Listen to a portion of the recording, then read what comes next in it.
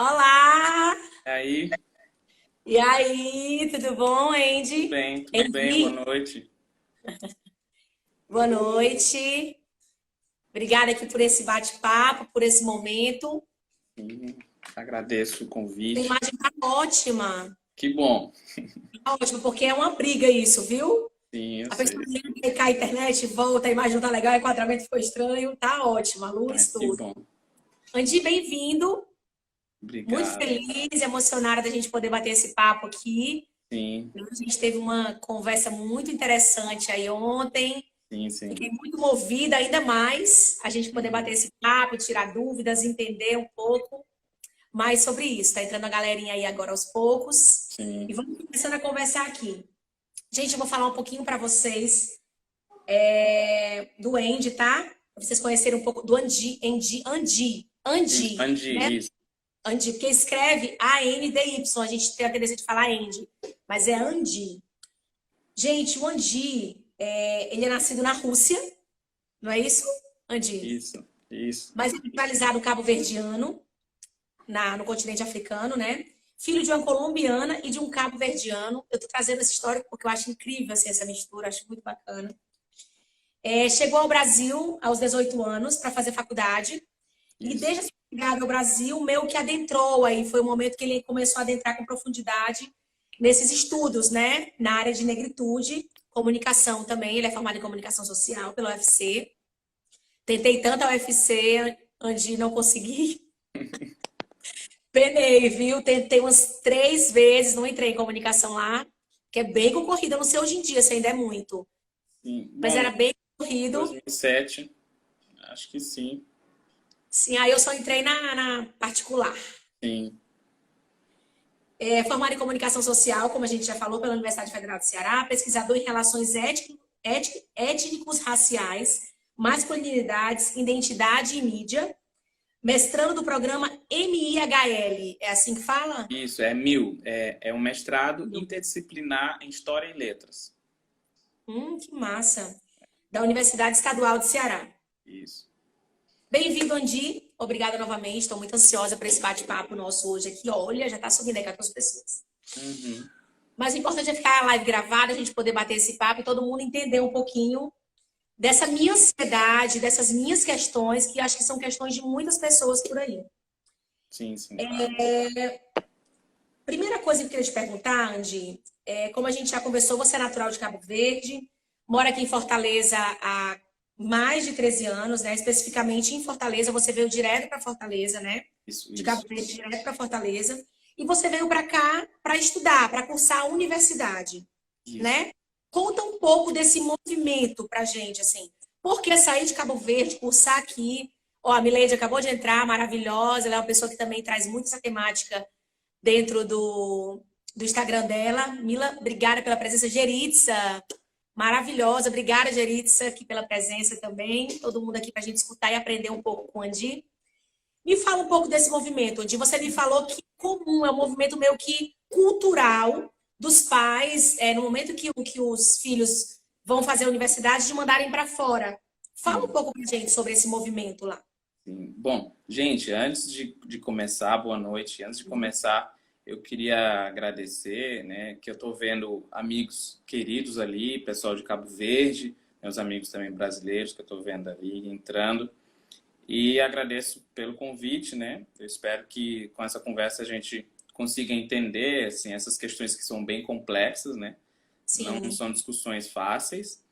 E a sim. gente aqui vai trazer propostas, assim. Eu acho que soluções ainda estão, pode ser que estejam muito distantes, assim. A gente não tem uma solução imediata, porque a gente precisa discutir, entender, né, as nuances, os detalhes, com muita profundidade para podermos entender o que é racismo, o que é, o que é racismo estrutural, esses pontos que a gente conversou um pouco antes, né? Mas assim, para a gente começar, eu contextualizar a minha história de vida aqui no Brasil. Bom, em Cabo Verde, né? Cabo Verde é um arquipélago, né, de 10 ilhas, que fica na costa ocidental africana. E é um país pequeno, né? E a gente, ontem, ontem a gente fez 45 anos de independência, né? Nós pertencíamos ao território português, né? A gente era uma colônia portuguesa. E aí, então, em 75, tomamos nossa independência. Então, é um país novo, né? E aí, a gente... Na minha ignorância, eu já fiquei impressionada, assim, porque não tinha esse entendimento de que existiam colônias independentes tão recentes, né? Faz tão Em pouco tempo isso. Muito 75. impressionante. E hoje eu comentei com a minha mãe, eu disse Cabo Verde, ela, é português. A minha mãe, eu, não, mãe, não é de Portugal. Interessante isso, né? Isso, eu tô vendo aqui, era uma colônia. Sim, Exatamente. Era uma colônia portuguesa. E aí, assim, com o advento da independência, o país precisou se reerguer, né? Assim, cheio de problemas, né? Porque o Estado português, ele sequer admitia que colonizava Cabo Verde, né? E ainda o país se encontrava em situações, assim, bem complicadas, né? De problemas de fome, né, de falta de estrutura, de urbanização, e assim como em outras colônias que o Estado português também dominou. Então a gente teve que se reerguer. Uma das apostas do governo de Cabo Verde era de investir na educação, assim, entendendo que a educação era o principal caminho para reerguer esse país que foi devastado pela colonização, né? E aí, então, as pessoas, né, nossa história de vida, os cabo-verdianos sempre foram um povo de sair para explorar. Às vezes, a própria situação do país era bem complicada, né? Isso antes da independência, né? A gente tem registros, né, de que pessoas na década de 10, de 20, já saíam imigrantes que entravam nos navios ingleses para tentar a vida em outros lugares, assim, né? Às vezes os navios paravam ali em Cabo Verde para se abastecer e a galera subia no navio para trabalhar. Então, esse movimento virou cultural, né? A gente fala assim que é algo cultural, é um rito, né? Então, de sim, sair para buscar melhoras de vida. E é curioso falar isso porque a gente vê esse processo constantemente para diversos lugares do mundo. Você vê pessoas de Cabo Verde na China, assim espalhadas pela Ásia, aqui na América Latina, nos Estados Unidos, Europa. Então, estão praticamente em todos os lugares. E em outros países africanos também, né, que estão em condições melhores. Então, esse movimento é de muito tempo, né? Então, os pais, aí, falando especificamente de educação, os sim. pais desejam que o filho tenha uma formação superior e que, se possível, fazer isso fora do país, entendendo que, historicamente, tivemos esse problema com relação ao ensino, né? Meu pai, quando ele estudou, por exemplo, ele tinha que estudar a história de Portugal, ele não sabia nada da história da África, então era uma educação colonizadora, né? Voltada para a Europa. Exatamente, Voltada para a totalmente. disputa da Europa. Totalmente. Então, e aí, detalhe que poucas pessoas conseguiam sair para estudar fora. Meu pai teve essa condição de sair, não foi fácil, né? Mas ele era um ótimo aluno, ele me falava isso e ia conseguir uma bolsa. Mas não foi logo de primeira, enfim. Então, temos todas essas problemáticas. Mas todos os pais querem mandar os alunos, os filhos, para estudar fora. É motivo de orgulho, assim, você, poxa, meu filho está estudando, está fazendo uma formação superior fora, vai voltar com uma Sim. bagagem, tanto acadêmica como cultural, maior, né? E isso entendendo que a gente vai melhorar a nossa sociedade, né, a partir disso. Então há também uma ideia do retorno. Essa ideia do retorno é muito forte, né, nos africanos em geral. Se fala africanos, Sim.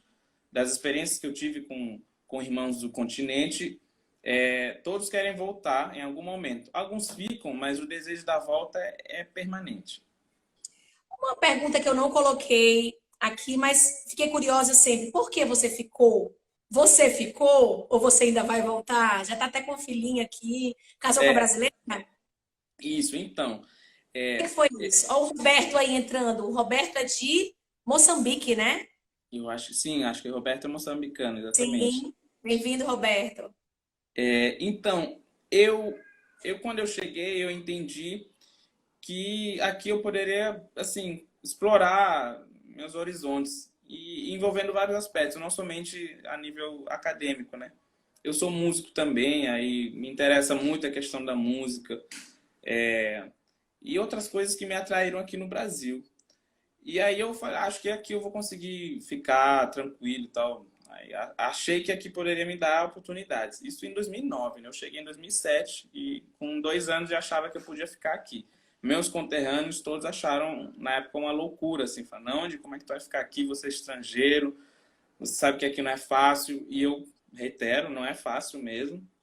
Mas pronto, hoje eu tô estabilizado, assim, mas essa coisa do retorno é permanente, assim, a saudade de casa, né? Você falar a tua língua nativa, ouvir tuas músicas, né? Enfim, são várias questões.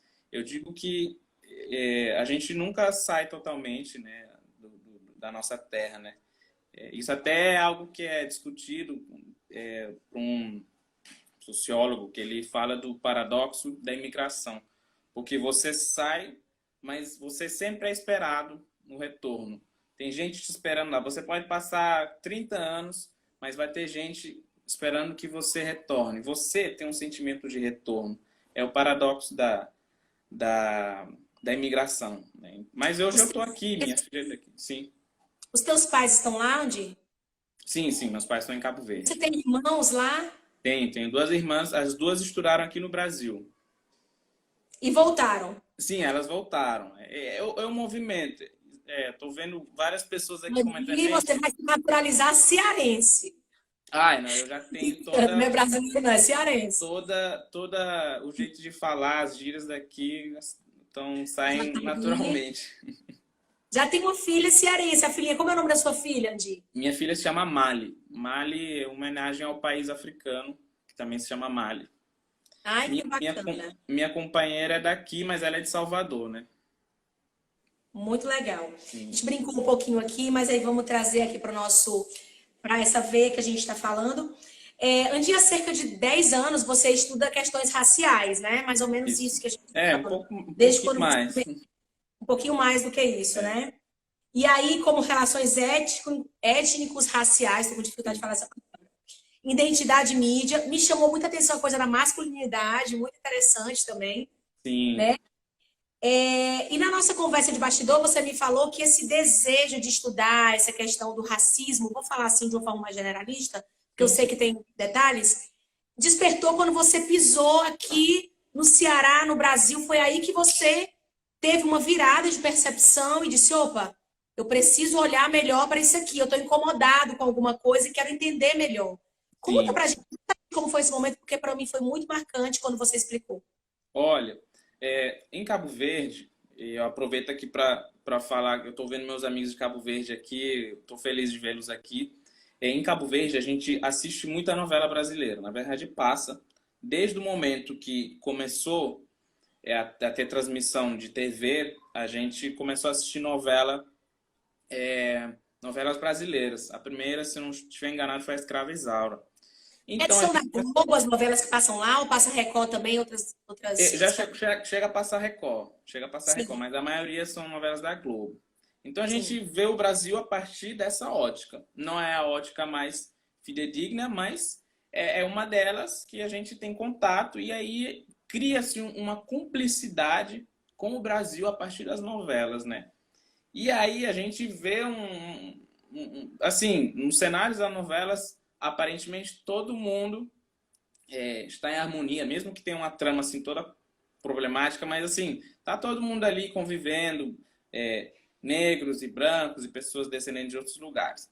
Quando nós chegamos aqui no Brasil, a gente percebe que a realidade é outra, né? Assim, e o meu pai me fazia um alerta, né? Dizia, olha, Andy, você quer ir para o Brasil, mas olha onde é que estão os negros na novela. Tem certeza que você quer ir? Ele foi a pessoa que não queria que eu viesse. Não somente por esse motivo, por outros, mas ele achava que o Brasil era um lugar hostil para as pessoas negras, né?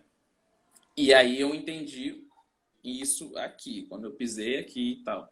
Por quê? Porque eu falo sempre isso, eu me descobri negro aqui. Mas isso não quer dizer que eu não soubesse disso quando eu estava em Cabo Verde, né? Mas é como eu digo, o nosso corpo, ele é político no sentido de que você, com esse corpo aqui, você consegue, você consegue gerar incômodos, Muita coisa, né? muita Você coisa, né? Nosso corpo é político, é isso, esse é um ponto. consegue. Então, a leitura que as pessoas faziam de mim nas ruas, né, no dia a dia e tal, aí foi, é assim que eu me entendia como o diferente, né? Eu falei, pô, por que que as pessoas me tratam dessa maneira? Por Eu que acho que que... primeiro entendeu como diferente. E aí, que diferente é esse? Depois percebeu que era pela cor. Era Isso, isso que tornava diferente aqui. exatamente. Aí eu falava, não, isso tem relação com minha cor. Quando as pessoas segurando uma bolsa para mim com medo, isso na avenida da universidade ali, eu indo para a faculdade, entendeu? Indo para a faculdade e pessoas que seguraram a bolsa, não foi uma ou duas vezes. Então foi ali que eu comecei a ter essa percepção de falar, não, eu sabia que eu era negro em Cabo Verde, mas lá eu era só mais um garoto. Mas aqui não, aqui tem uma outra coisa. E um corpo masculino, negro, sabe? Isso tem implicações, tem leituras que a sociedade faz dela que me fez repensar tudo isso. Então eu descobri minha negritude aqui, no sentido político. Achei incrível isso quando você falou e fiquei muito impressionada também quando você falou que passa muito um programa lá também que é o Cidade Alerta, que é um programa Sim, policiesco que a gente chama aqui quando a gente estuda comunicação.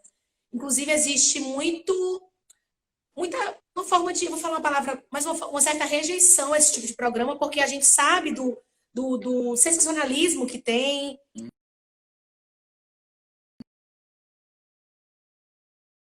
estou vendo você aqui, obrigado pela presença. Sim, deu uma travada aí agora. Um pouco de respeito ao jornalismo mais. Não quero nem entrar nesse mérito, mas assim, imagina quem conhece os programas policialescos brasileiros, e aí a referência que eles têm em Cabo Verde é de um programa policialesco, o que ele vê do Brasil é isso, e as novelas. E aí, Sim, que ele me dizia, é o pai dele falando, meu filho, onde é que estão os negros aqui? Não tem negros nessa novela. Não tem sim, negros. Os negros estão em situação que não são interessantes. sim, Nem sim. sempre são interessantes. E aí você vê os negros representados no programa policial. Sim, Meu para Deus, piorar. o desenho que tinha de fato, né? E aí quando você chega aqui, você percebe claramente essa divisão, né? E E dentro isso da universidade, imagina que eu só tinha um colega negro e quando eu fui olhar o IBGE, o IBGE diz que mais 50% da população é negra. Então, onde é que está essa população? Por que é que eles não estão dentro da universidade? E no momento que eu fui falar com esse meu colega sobre racismo, ele se negou, assim, né? Eu entendo que é uma defesa, né? É uma defesa, é um mecanismo de defesa. Isso eu não posso julgar isso, mas naquele momento eu queria ter tido alguém para conversar, né? Mas para ele entender um pouco melhor, né? E é você sentiu ele simplesmente meio que se omitindo, né? isso, ele não Vamos quis pedir falar. algumas perguntas, ver se a gente tem algumas colocações aí pra Eu gente. vi algumas sobre do Ponciano, ele falando, querendo saber sobre a questão da branquitude. Que a gente vai, inclusive, falar daqui a pouquinho também, Sim, né? sim. Olha, você percebe que pelo fato da cor negra e por ser de outro país, as oportunidades no sentido financeiro passam a ficar bem diferentes se fosse um estrangeiro branco, por exemplo? A Cíntia está perguntando. Ainda tem isso, né? Você ainda é estrangeiro, né? Então foi mais forte ainda ou não? Não é difícil, é muito bem colocada essa questão. E assim, eu sempre tento tratar dessas questões, tanto a nível pessoal, mas também a gente precisa fazer a percepção do coletivo, de estrutura, né? Eu fiz amizade com pessoas de países europeus, né? E era curioso que algumas dessas pessoas entendiam como é que elas eram tratadas aqui. Eu tinha uma amiga que falava, Andy, quando a pessoa mal me conhece, me convida para conhecer a família, para sair, para passear, para me levar para aquilo, papapá. Com a gente não é bem assim, entendeu? A gente vem da África, já todo um mito, né, sobre o continente africano. Vários estigmas sobre o continente africano que não são estigmas, nenhum estigma é bom, mas Sim. quando se fala do continente africano, tendem a ser bem ruins, né? Então, aí, quem é que quer assistir, desculpa, assistir, quem é que quer ir para o continente africano para passear, para ir de férias? Eu conheci pouquíssimas pessoas que foram para Cabo Verde ou até outro país africano, assim, daqui. Entendeu? Então, há uma imagem muito ruim do continente africano. Então, eu vindo de lá, eu trago essa percepção. Então, o tratamento para as pessoas do continente africano tendem a ser diferentes, sim. A gente escuta insultos racistas. Eu falo da experiências pessoais e de irmãos de vários países africanos me relatando situações muito, muito complicadas. As mulheres africanas, a tendência é ser 10 vezes pior, né? De muito assédio e tudo mais. Eu Então, imaginei, engraçado, eu imaginei que não, porque aqui tem um estigma muito da masculinidade, né? Essa coisa do negro homem, talvez que seja que tenha ali uma tendência maior, que mostre ali aquela situação no Brasil que é mais complicada para do assalto, não sei o que é esse estigma que tem. isso é ruim, claro. Isso, também sente isso das mulheres? Sim, as mulheres, elas me relatam essa constante situação de assédio e xingamentos, né, ofensas, assim, tipo, vá pra tua terra, coisas assim. Quando são homens, no geral, acho que a gente não vai escutar todo tipo de ofensa, porque às vezes causam medo, às vezes a pessoa acha que eu poderia agredi-la, alguma coisa assim. Então, Sim. não é sempre que a gente escuta isso. Das vezes que eu escutei, vai cortar esse cabelo, e que não foram às vezes, eram pessoas que passavam assim de moto ou no ônibus, mas não, Sim. assim, o enfrentamento, né, às vezes não aconteceu. Sim, não. Então acho que o fato de ser homem meio que nos protege disso também, porque a outra pessoa entende que poderá gerar um conflito ali maior, mas Sim, com as sim. mulheres falam qualquer coisa, sabe? Eu falo assim, as minhas duas irmãs que estudaram aqui, uma estudou em Redenção, na Unilab, e outra estudou em Natal, na UFRN. E as duas passaram por situações, né, de machismo associadas ao racismo, né? Sim. Andi, você me falou, a gente teve vários insights legais na nossa conversa, e aí você me explicou um pouco sobre essa diferença que você tanto presenciou quanto também estudou no formato de racismo nos diferentes países, assim. Nos Estados Unidos tem um formato, não é um formato, tem uma forma, aqui outra, em Cabo Verde também. Fala um pouquinho dessas construções de racismo em cada um desses locais que você me relatou, que eu também achei bem interessante, para a gente compreender como cada um acontece de forma diferente. Inclusive aqui no Brasil, que você falou que também é mais velado e tal. Sim. Olha, a gente tem que entender, antes de mais nada, o racismo como um projeto, né? Um projeto que partiu de um grupo racial, no caso branco, europeus, que entenderam que poderiam chegar em outros lugares do globo, né? E explorá-los, explorar não somente os recursos naturais, mas explorar, inclusive, a própria cultura, né? Dessas pessoas, violentar essas culturas, capitalizar esses corpos humanos, né? Falando especificamente da escravidão. Então, o racismo é todo esse projeto, né? Só que ela vai ter particularidades. Às vezes as pessoas equivocadamente falam que na África não tem racismo porque ninguém nunca me xingou sei lá, de macaco, por exemplo. Mas racismo não tem somente a ver com isso. E honestamente, eu falo de mim, esse xingamento é muito pequeno dentro desse problema que é muito grande, né? Assim, às vezes é uma ação individual de uma pessoa que faz esse xingamento, mas ele tem toda uma ambiência que faz com que ele ache que ele pode falar esse tipo de xingamento. Então tem uma estrutura, né? E aí isso acontece de maneiras particulares. Em Cabo Verde a gente vê as relações de poder. Nós, em Cabo Verde, tivemos uma miscigenação muito grande. Então você vê as pessoas que têm a pele branca, a pele mais clara, estão com esses poderes, entendendo poderes no sentido de lugares de prestígio. Lá também acontece isso. Deus, Acontece. eu achei que não. Mas um caso de Cabo Verde é bem específico por conta dessa miscigenação muito grande, né? Para Você a vai pegar colonização portuguesa até recente, né? isso. Então você tem pessoas que nasceram em Cabo Verde, mas com a pele branca, né? É comum. É um assunto que é tabu em Cabo Verde, nem todo mundo nem quer tocar no assunto, mas eu não vejo problema em falar sobre isso.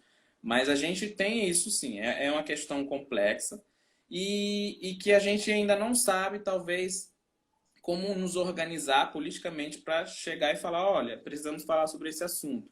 Quando a gente vê um debate que tem rolado agora pelo Globo, as pessoas estão derrubando estátuas, né? Essas estátuas geralmente são de pessoas ou gente que começou pessoas humanas, né?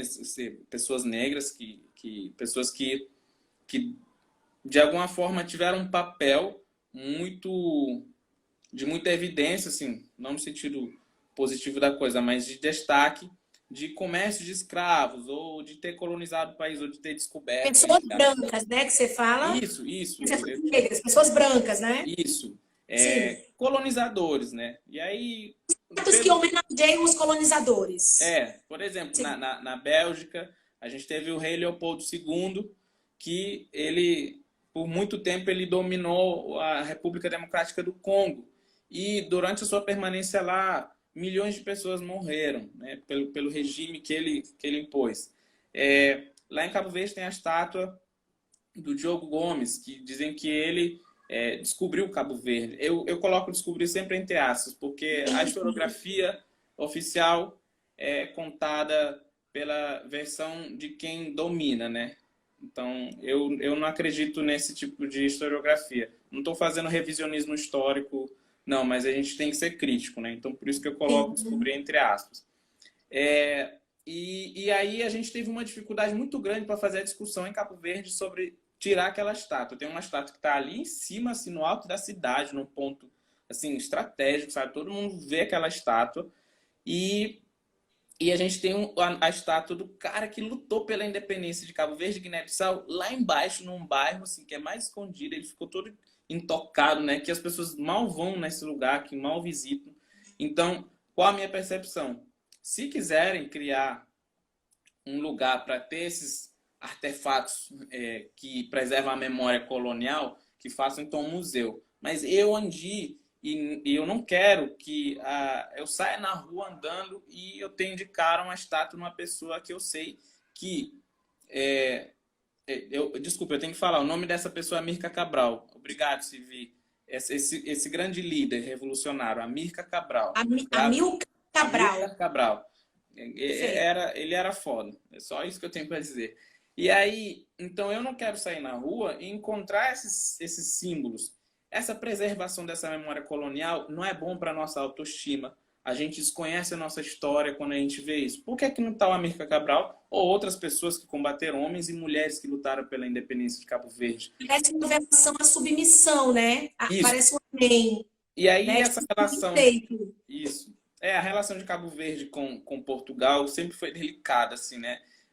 Parece que a gente tomou a independência somente no sentido constitucional, assim, tudo bem, estamos independentes, mas as práticas, né, do dia a dia não mudou-se tanta coisa. Você vê a relação, como é que são tratados os portugueses quando chegam em Cabo Verde e como é que os cabo-verdianos são tratados lá em Portugal, né? Então, é um ponto que a gente pode trazer. E aí, falando de Estados Unidos, a gente tem 14% da população negra nos Estados Unidos, 14%. Em alguns momentos que eu falo isso, as pessoas se surpreendem porque parece que é mais, né? Eu me surpreendi muito quando você falou. Parece que é mais, mas são 14% da população. E os Estados Unidos, a gente, mas o racismo lá é mais forte, não sei o quê. Bom, racismo é racismo, ele tem suas particularidades, é agressivo, é forte, é ruim. Agora, como é que a gente entende a relação, né, das pessoas negras e brancas dos Estados Unidos? Fazendo uma do que complemento o que você falou. Eu falei que eu fui aos Estados Unidos e quando eu cheguei lá, eu notoriamente percebi os negros lá muito empoderados, muito socializados, de uma forma muito bem colocada. Me chamou na hora a atenção. Por quê? Porque é muito diferente da forma que a gente vê aqui no Brasil, né? Então, existia algo de diferente na forma desses negros se colocarem nos Estados Unidos, que me admirou muito, me chamou muita atenção e fiquei muito Sim. feliz de ver em relação ao Brasil. E aí você explicou justamente o que você vai falar agora. Sim, sim. O Dani tá falando aqui, a Tawana também falou coisas interessantes, né? Que esses espaços compõem nossos afetos, né? Ter uma estátua no meio de uma praça não é interessante, uma estátua de um colonizador não é interessante. Mas aí Sim. voltando só para esse tema. Dani, 14% da população negra nos Estados Unidos, né? Os afro-americanos. Então, eles são um grupo menor em comparação ao Brasil, que o IBGE diz que é mais de 50%, né? Sim, E aí, altíssimo.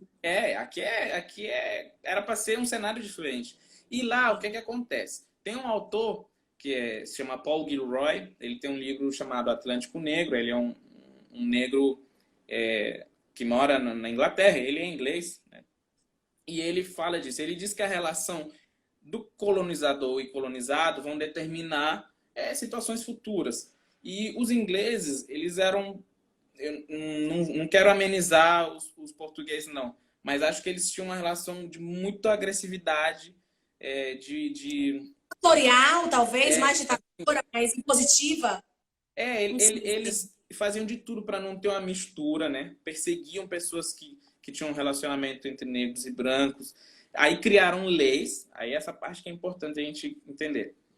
Tem a lei de uma gota de sangue, que tinha essa lei, né? Se você, mesmo tendo a pele branca, tivesse um tataravô negro, você é negro. E aí, sendo negro, você perde uma série de privilégios sociais, coisas que os brancos nos Estados Unidos têm. A gente fala de o privilégio branco, né? Mas a gente vai falar isso mais na frente. Mas, então, nos Estados Unidos, tinha essa lei, tinha a lei Jim Crow, que era a lei que dizia assim, espaços públicos para pessoas negras, para pessoas brancas, ônibus para negros. Pista, né? Isso, então, o segregacionismo era aprovado, sustentado de maneira legal, né, pela lei. Coisa que no Brasil não aconteceu. Assim, Me tira uma dúvida que eu fiquei, Andy.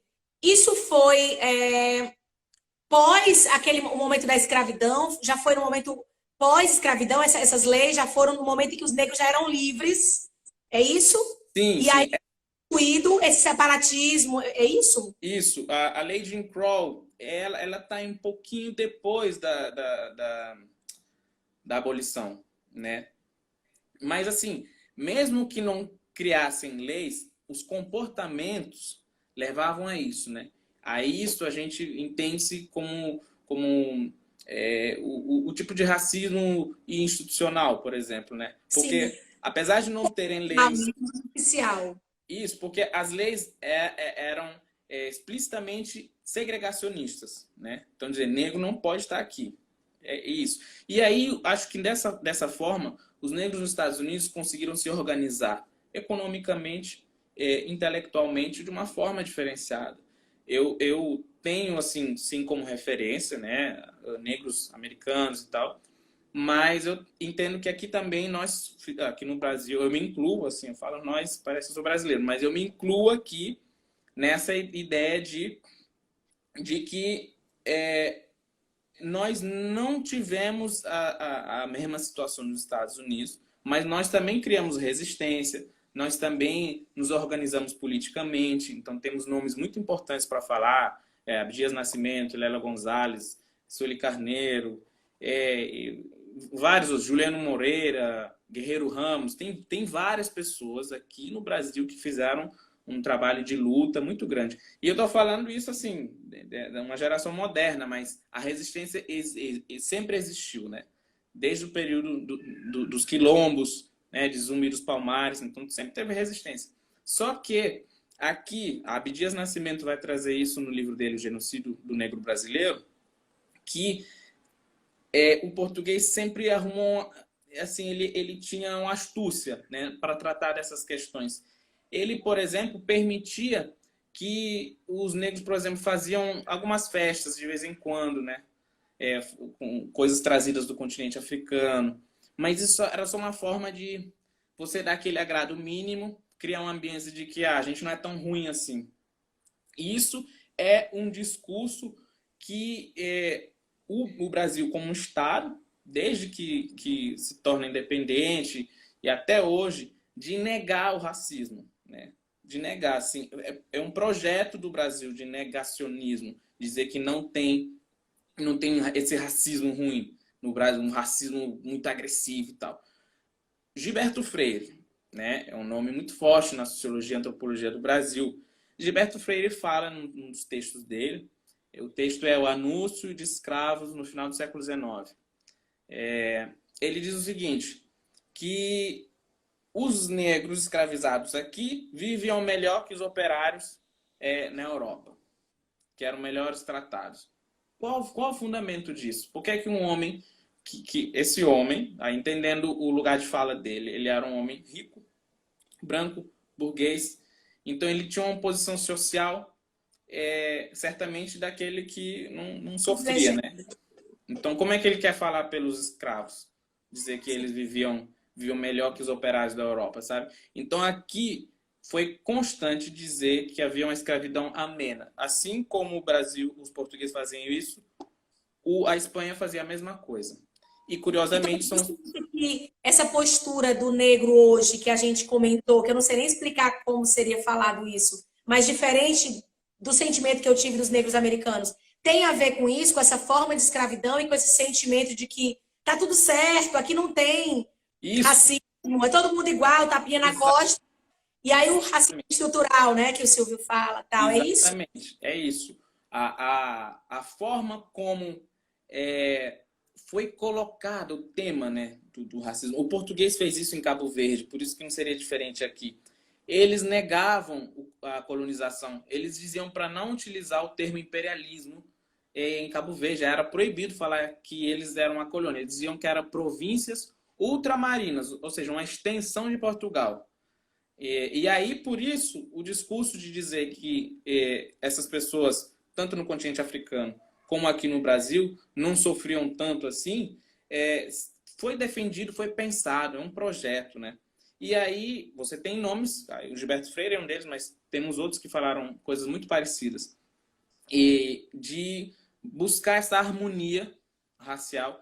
Aí alguém até comentou isso lá no início, acho que foi a Núria, disse que aqui que é a tal falada democracia racial, que é uma falácia. A falácia da democracia o quê? Democracia racial. Democracia racial. Quando o Gilberto Freire escreve Casa Grande Senzala, ele está querendo dizer que o povo brasileiro é essa mistura. Há uma ideia, uma visão muito romantizada do que ele entende como essa identidade do brasileiro, né? É um livro aplaudido, né? Precisa ser mais... Ele é muito defendido. Eu já entrei em discussões calorosas por causa disso. Como eu te disse, eu estou aqui para tensionar as coisas, assim. Gilberto Freire era um homem da época dele, mas a gente precisa trazer essa discussão para cá, porque muito do que se tem hoje vem lá do nosso passado, né? Então, por que essas figuras falavam essas coisas, né? De que lugar eles falavam, né? Eles davam voz a essas pessoas para falar como é que eles se sentiam, sabe? Então a gente tem vários estudos sobre o negro. Um problema que aconteceu, e Abdias vai falar... Abdias não, desculpa. Abdias também, mas Guerreiro Ramos fala melhor. Ele diz assim, que aqui criou-se o problema negro, o negro tema. Todo mundo querendo falar dos negros, mas ninguém deixando os próprios negros falarem, né? Isso foi recorrente. Caio Prado Júnior, Gilberto Freire, Euclides da Cunha, Sérgio Buarque de Holanda, vários deles falaram do negro, né? Mas e aí trazendo essas ideias de como resolver esse problema negro. Uma das questões e outro projeto, né, era de trazer imigrantes europeus para clarear ou branquear a população. Isso é real. Quem trata desse assunto também muito bem é a Lilia Schwartz, no livro Espetáculos das Raças, né? Ela vai mostrar com números, né, quantos chegaram aqui, mais de 4 milhões. Essas pessoas tinham regalias, pessoas que vinham da Europa, vinham nazistas, vinham pessoas que tinham cometido crimes. Dos Estados Unidos vieram pessoas dali dos confederados, né, ali do sul, pessoas que defendiam a escravidão fugiram para cá depois da guerra. Então, os criminosos da Europa eram deportados para cá, eram enviados para cá como se fosse uma Um E eles depositório, né? e tinham Depositório. regalias, né? Conseguiam terras para cultivar. Regalias, sem serem brancos, né? Exato. Então, a ideia, na época, era branquear a população. Isso é real, é só procurar esses autores. O Bernardo aqui está dizendo do Monteiro Lobato, né? Que é um dos patronos da literatura infantil e tudo mais, mas ele era racista assumido e, para piorar, na década de 20 tinha um concurso de... pronto, a Carol falou aqui. Concursos da beleza ariana, né? Eram eugenistas que promoviam festivais, né? Com bebês e tal, assim, com o bebê mais bonito, com olho azul, branco, enfim. Então acontecia tudo isso. Monteiro Lobato apoiava isso claramente. Então as pessoas acreditavam que aqui, clareando a população, iria resolver o problema do Brasil. Tem um quadro chamado A Redenção de Cã. Foi pintada por um espanhol, né? Mas aqui para o Brasil, que é uma mulher negra, sentada, uma mulher já idosa, a filha do lado, aí a filha está com um bebê e tem um homem atrás, um homem branco. Aí a mulher negra está assim, olhando para o céu, meio que agradecendo. O que é a redenção de Cã? O que é esse quadro? O branqueamento da população acontece. Nesse quadro você entende isso. A mulher negra está agradecendo. O neto nasceu clarinho. Entendeu? Esse quadro representa muito isso. A redenção de Cã. Então... Esse quadro aqui não. Foi pintado por um espanhol. Foi pintado aqui. Foi pintado aqui. Só que era um pintor espanhol que estava aqui no Brasil. Não me lembro a data e tal, mas... Deixa eu dar uma olhadinha aqui nos comentários, Andi. Sim. Ó, o Lucílio... Deixa eu ver aqui. Tem muita gente comentando, que legal, gente. Tem muita dúvida, né? O pessoal fica... Sim. Eita, comecei a mexer aqui e sumiu. Um dos maiores escritores brasileiros, Monteiro Lobato, é um racista declarado. Gente, eu não sabia disso, viu? Declarado. Não, eu li um livro dele que eu fiquei chocado. O Presidente Negro. Eu não aconselho ninguém a ler, mas se alguém quiser, assim, tirar as dúvidas... Ter clareza, né, disso. É terrível. O livro é terrível. Terrível. Presidente Negro. Existe uma invisibilização do movimento negro também no Brasil. A Tauanayara. Tauana, sim. É. Obrigado, Negro Jorge. Estou vendo aqui. A própria forma como a abolição é colocada traz isso entre os processos mais atuais, ela comentou. Sim, ótimo. Isso tem uma pessoa, o Lucílio perguntou e uma pessoa respondeu aqui. Deixa eu ver a pergunta. Andi, você considera que o racismo no Brasil seja mais fácil ou difícil de se combater em relação a outros países como os Estados Unidos? É dentro daquele contexto que a gente fez a pergunta. Interessante. O que resolve os problemas das... Boa pergunta. O que resolve a questão das desigualdades sociais hoje são políticas públicas, né? Agora, a questão é como é que, para a gente mudar o cenário do poder público, do Estado, como é que a gente envolve toda a população, toda uma sociedade, porque é assim que a gente vai conseguir isso. O poder público, o Estado ali, não é nada mais do que a sociedade também. São pessoas que estão ali. São pessoas que têm seus...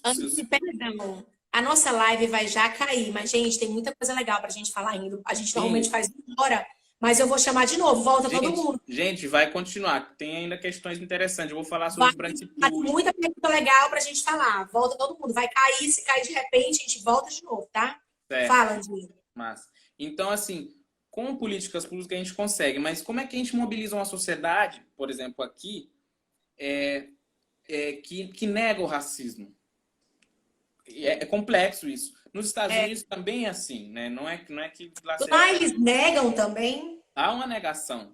E curioso que lá tem todo um movimento de acusar a esquerda. Eles têm essas viagens que aqui também acontece, dizer que o racismo é uma ideia que a esquerda criou para dividir negros e brancos e tal. Olha, isso é delírio. Não tem outra palavra para isso. Isso é muito sério, né? Isso é muito sério, né? Porque você embasa uma mentira. Exatamente. Existe construção dessa ideia? Uma construção séria dessa ideia? Estão em movimentos. Estou vendo alguém dizendo que na Itália também negam. Agora, é curioso. Você, a partir do momento que você fala de racismo, em algum momento, pessoas brancas costumam dizer que também sofrem algo parecido. Aí falando de racismo reverso, isso não existe. Mas é curioso quando as pessoas falam isso, porque se você está negando, então não é para existir. Mas se você fala em racismo reverso, você está admitindo algo. Só que o reverso é mais um, eu digo sempre que é um delírio. Delírio do resquício colonial. O colonizador, ele criou estigma sobre a população não branca para justificar a tortura, a opressão, a colonização e tudo mais, sabe? Então, às vezes você apontar com uma pessoa branca, ó, esse comportamento é racista, ele, sabe, ou fica constrangido, ou fica com raiva. Eu tô falando isso, inclusive, de experiências pessoais, assim. Pô, essa atitude aí é racista. A pessoa, não, que é isso? Eu não sei o quê. Porque o rótulo do racista que ninguém admite. Ninguém admite, a não ser que seja... E aí, falando sobre aquelas minhas dúvidas que eu te falei, isso não Sim. pode ser uma falta de conhecimento? Me Sim. desculpe a distância aqui, tá, gente? Será que às vezes uma fala não vem sem uma intenção objetiva, mas tá uma falta de conhecimento, de como lidar? Será que não pode ser algo desse tipo também? Não, Ou não? também. Isso também faz parte disso. Faz da construção, né?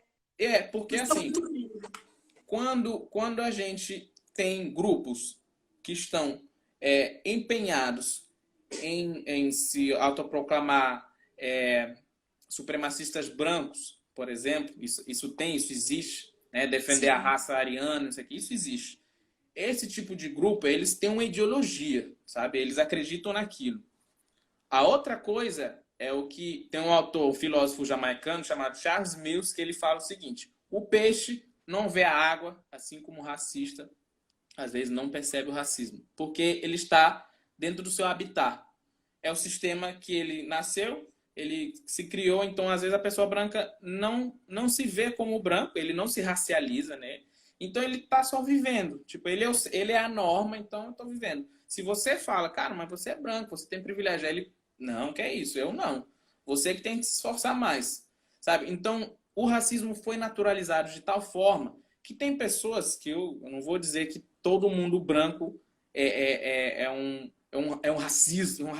Tipo, esse cara branco é racista. O que acontece é que, às vezes, as pessoas brancas, elas não entendem a dimensão do racismo, não entendem os privilégios da cor, que é uma questão. Só que eu tenho também outra teoria.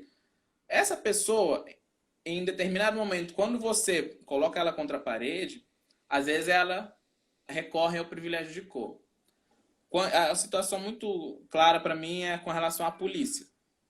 Se eu tenho um conflito com a polícia na hora, olha, eu tenho certeza que eu não consigo revidar, talvez sequer, alguma coisa com a polícia. Eu vou preso na hora, dependendo da situação. E a gente viu um caso recente de uma pessoa que ofendeu um policial, chamou ele de tudo que era nome. Falou, quando você vai lá na favela, você não sei, homem, bicho, não sei o que ele utilizou o termo, mas aqui você não é nada, você é um bosta, não sei o que. Ele falou tudo isso. Por que ele falou isso? Sabe? Ele sabe, ele se situa, ele entende que há uma diferença ali. Porque o racismo é construído num aspecto relacional. Branco, essa pessoa era branca. Isso, essa pessoa era branca. O policial é negro, curiosamente, policial negro, e esse cara rico, branco, está falando isso, tudo isso. Isso envolve o que a gente chama de privilégios raciais. Dificilmente eu conseguiria fazer isso. Mesmo eu morando no mesmo lugar que o cara. Eu podia ter a grana que for. E eu falo isso porque pessoas negras, ricas, também sofrem racismo. Isso vai trazer uma outra discussão, né? Que, assim, não é porque a pessoa fica rica de que ela deixa de sofrer racismo. Isso é uma falácia, né? Massa. Eu acho que vai já cair, mas eu vou fazer outra pergunta. Você já falou aí, entrou em vários temas que a gente quer falar. E aí eu queria começar falando do racismo estrutural, né? E ele explica muita coisa, né? Eu acho que ele consegue fazer a gente ir montando quebra-cabeça e compreendendo mais claramente esse desenho que a gente enxerga hoje do racismo no Brasil, por exemplo. No livro do Silvio, eu não li, ele fala do racismo estrutural em todo o mundo ou ele foca no Brasil? Não, ele fala do Brasil, mas ele vai trazer discussões dos Estados Unidos, principalmente de um cara chamado Stokely Carmichael, que ele acabou mudando o nome dele para Kwame Ture. Ele era um pan-africanista, né? E ele faz essa discussão do racismo individual e o racismo sistêmico, né? Então, e o texto é dele e do Charles Hamilton, que também era outro militante. Então, o Silvio traz essa comparação porque ele achou importante a discussão. É o seguinte, a gente tem algumas dimensões para entender o racismo. Quando eu falei lá no começo, né, o cara tá me xingando de macaco. Isso é uma ação individual, um racismo individual, que pode ser feito individualmente, uma pessoa só, ou um grupo. Sei lá, várias pessoas me xingando, ou várias pessoas me batendo porque eu sou negro. Isso a gente percebe, vê e tal. É o que a gente consegue enxergar. Em outra dimensão, a gente tem um racismo institucional. Que, assim, eu entendo que, e o Silvio fala isso, né? As instituições, elas são racistas porque a sociedade é racista. Então, a gente primeiro tem que admitir que existe racismo também, né? Se não admitir que existe racismo, a gente nem precisa ter essa discussão. Mas admitindo a existência do racismo, então, se a sociedade é racista, a instituição também vai ser. Porque são pessoas que estão ali, são pessoas que almejam poder, né? Aí a gente tem que fazer esse olhar. Olhem quantos deputados, senadores, juízes, promotores negros a gente tem no Brasil. Isso é muito simbólico, né? Muito simbólico isso aí. A representatividade é super simbólica. A gente veio agora há ter pouco tempo aquela apresentadora do jornal Hoje, né? Negra, assim, e as crianças começando a se enxergar ali, as crianças negras se enxergando ali no estereótipo negro, na figura negra, né? E, meu Deus, até assustaram a criança. Teve um vídeo, gente, ela é igual a mim. E ela achando aquilo incrível, porque não tem representatividade, né? Sim. A Lilian, que você falou agora, como é que fala sobre o nome dela? Lilian Schwartz? Lilian Schwartz. Schwartz. Incrível, eu tô começando a seguir ela agora. Ela deu uma entrevista para a CBN há pouco tempo. Uhum. E ela, inclusive, está fazendo agora a Enciclopédia Negra, né? Bem interessante. Ah, legal, legal. E ela falando também sobre essa representatividade, na hora ela fala: aqui nós somos 1, 2, 3, 4, 5 jornalistas, só brancas. Cadê a representatividade? Por que a gente não tem a representatividade negra, né? Onde está? Eu acho que de forma imagética, esse cenário, ele grita, né? Para a gente entender o racismo estrutural. Onde estão os negros? Exatamente. Nós temos mais do que 50% da população negra. Onde eles estão? Né? Isso é muito... imageticamente explica muito, né? Também. Isso. E assim, para a gente entender... isso o racismo institucional, é uma questão, sim, é uma coisa, mas sim, quando a gente fala em racismo estrutural é porque, assim, tudo acaba sendo atravessado pelo racismo, né? As relações pessoais, as relações familiares, as relações econômicas, políticas. Então, o racismo acaba estruturando isso, porque são relações que começaram lá, a partir de 1500, e que, quando é que se parou para falar no assunto ou desconstruir essa noção de relação, né? Por quê? Porque, assim, a gente, quando percebe que você tem... Eu vou dar um exemplo aqui. Quando uma pessoa, numa entrevista, pedem para ter boa aparência, né? Por exemplo, o que é boa aparência? O que é ter boa aparência? E aí, se eu tinha um cabelo maior, assim, mas ainda assim é um cabelo que algumas pessoas ainda falam: tu não pensa em cortar, tu não pensa em fazer uma coisa diferente, enfim. Mas a questão é que, se pedem para a pessoa ter boa aparência para conseguir entrar numa empresa, é porque há uma estética que é desejada e certamente não é a nossa, né? Então, Guerreiro Ramos fala uma coisa interessante. Ser branco é a busca pela estética do poder. Então, às vezes, a pessoa entende que ali é a norma. Eu preciso estar mais parecido com aquilo ali. E aí você vai ver algumas questões. A Bell Hooks, que é uma autora feminista negra, diz assim: olha, as mulheres negras tiveram que alisar o cabelo, não é porque elas queriam, não, mas é porque elas precisavam entrar no mercado de trabalho. Pronto, isso para mim explica muita coisa, entendeu? Então é isso. Tão simples, uma fala simples, mas perceptivelmente verdadeira, né? É, Mesmo, é, né? é, é, Uma é exigência isso. para se inserir, meio que para se inserir, você tira o que é seu, né? Exatamente. Inclusive na questão de usar roupa, que tipo de roupa usar, tudo isso são normas colonizadoras, assim. Quando alguém acha que o cara, porque ele veio do continente africano, ele não tem tanta capacidade quanto que veio da Europa, é, é ali essa relação colonizadora, né, que a gente está falando. Então o racismo atravessa tudo isso. E aí, trazendo para o cenário brasileiro, quando a gente procura essas pessoas negras em locais de prestígio, a gente não os vê. Né? Essa é a grande questão. Por que, que eu não consigo ver? Por que, que onde eu estudei na universidade não tinha praticamente professores negros?